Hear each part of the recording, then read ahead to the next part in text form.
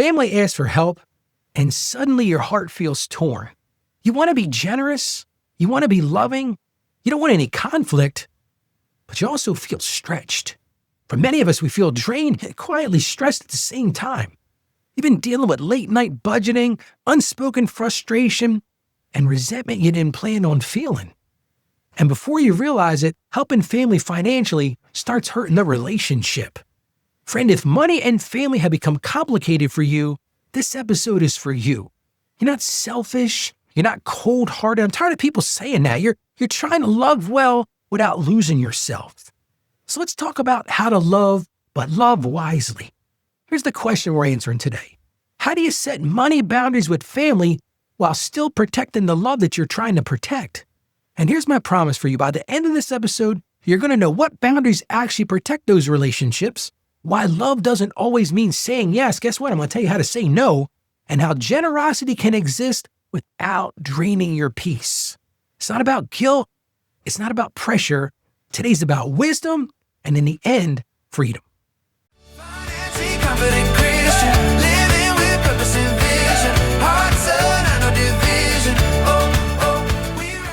Here's the question I hear all the time, sometimes said carefully, sometimes said through tears. Ralph, how do I help my family without hurting my own finances?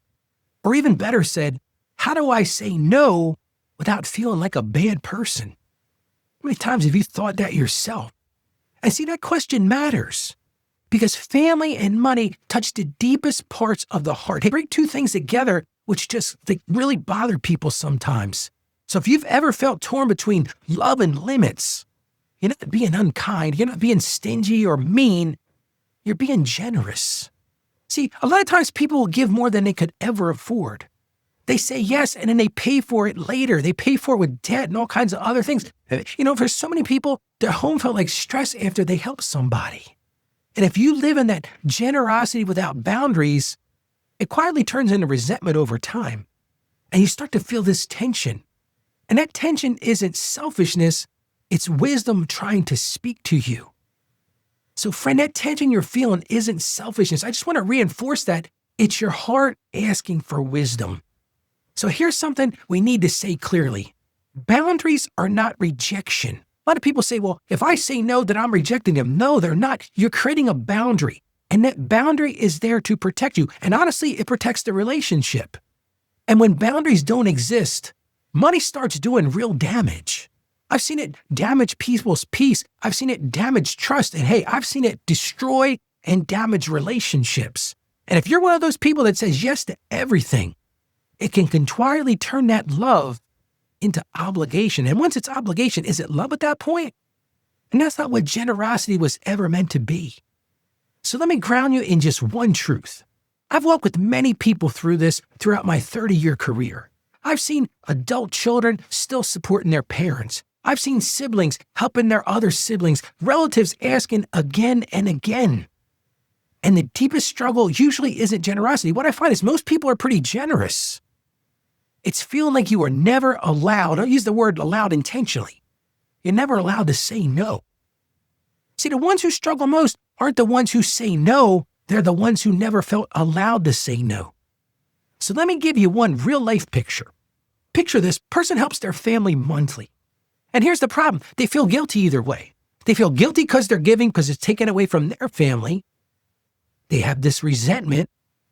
And then if they stop them, they feel guilty not giving at all. So they live in this constant state of no peace. And see, the real issue there isn't giving or not giving. It's the absence of that clear limit. It's an absence of that boundary. And when I helped them set that boundary, the resentment faded and they started to see things clearly again. And guess what happened? The relationship improved because expectations got honest. Again, the issue wasn't generosity. It was the absence of those boundaries. They say, good fences make good neighbors. Well, good boundaries make good relationships. So here's today's question we've got to answer. Are your financial choices coming from love or from pressure? And that's not an easy thing to embrace today, is it? But are they coming from love or are they coming from pressure? Because that answer reveals whether generosity is healthy or is it quietly being harmful. So let's walk through this gently. I want to ground you in one clear truth. Boundaries protect relationships. They just do. They don't weaken love. They actually preserve it. Love and wisdom were never meant to be enemies. See, you can love your family deeply and still have limits. You might be listening right now and be like, "Ralph, man, I need to hear that." You can love your family deeply and still have limits. So you can care without constantly rescuing somebody. Honestly, when you're constantly rescuing them, are you just enabling them? Are you actually helping them? And yes, you can support without sacrificing your peace. I don't know how many times I've seen marital relationships strained because husband and wife were bickering about, well, why are you always helping your sister? Well, why are you always helping your parents? And most of the time, it's because there's no boundaries. And when you don't have boundaries, it starts carrying this big basket of emotions. You start feeling pressure. There's expectations. And hey, a lot of people, it's this entitlement mentality. And eventually, it just lands in resentment. See, wisdom teaches us that love sometimes says, not like this.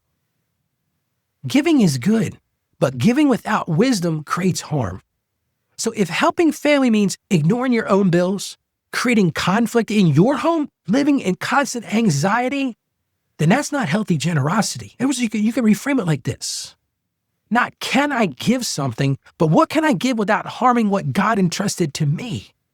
Because your household matters, your peace matters, and listen to me, your future matters as well. See, stewardship asks a better question here. What can I give without harming what God has entrusted to me? And here's one thing I want to tell you right now, because a lot of people, this is where they get stuck. You're not responsible for fixing everyone else's situations. You're just not. You are responsible for your own wise decisions. And see, when you set those boundaries up, you say to yourself, this is what I can do. This is where I'm choosing to stop. See, that clarity is kinder than that silent resentment that builds up. That unclear generosity just creates confusion, and clear boundaries create respect. See, clarity, and that's the thing, even when it's uncomfortable, is kinder than that silent resentment. I've seen that so many times. Sometimes saying no is the most loving response. When you say no, it keeps relationships honest. It keeps those expectations realistic because you're saying no because there's a reason for it. It keeps money from becoming leverage. I've seen that happen so many times.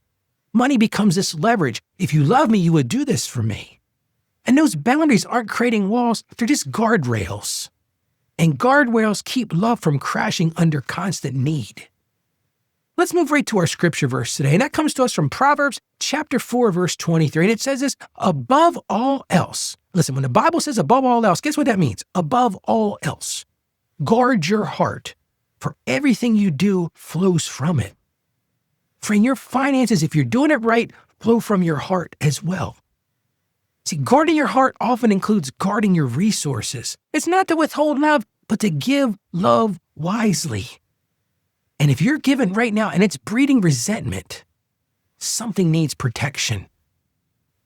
Here's your simple step for today. I want you to decide one financial boundary with family this week, just one. It might sound like this.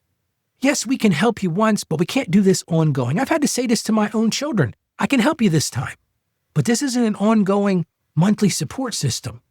Maybe you say to them, this is what we can give. They might not be happy with it, but this is what we can afford to give without causing problems to our peace. And maybe you have to just say this. This is where we need to say no.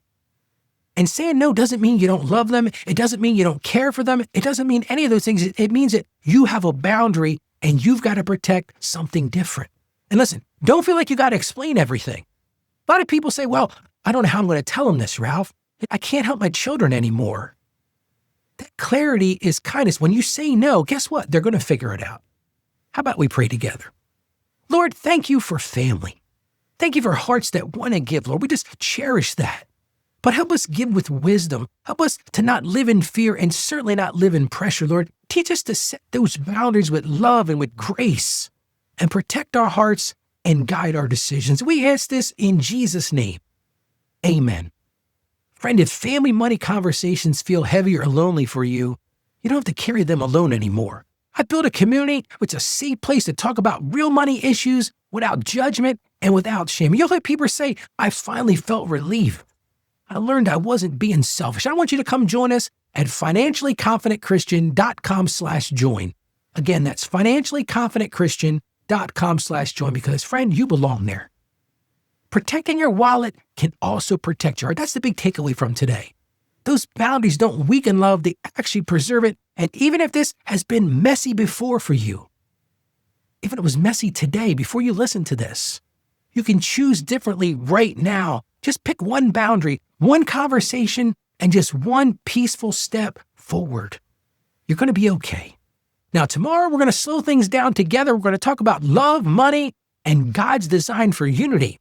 And if today's episode helped you, share it with someone else struggling with family boundaries. You probably know somebody right now. They're like, wow, yeah, these people, they got these family members that are always on top of them, and they just have lived in this constant resentment and tension. Share the show with them.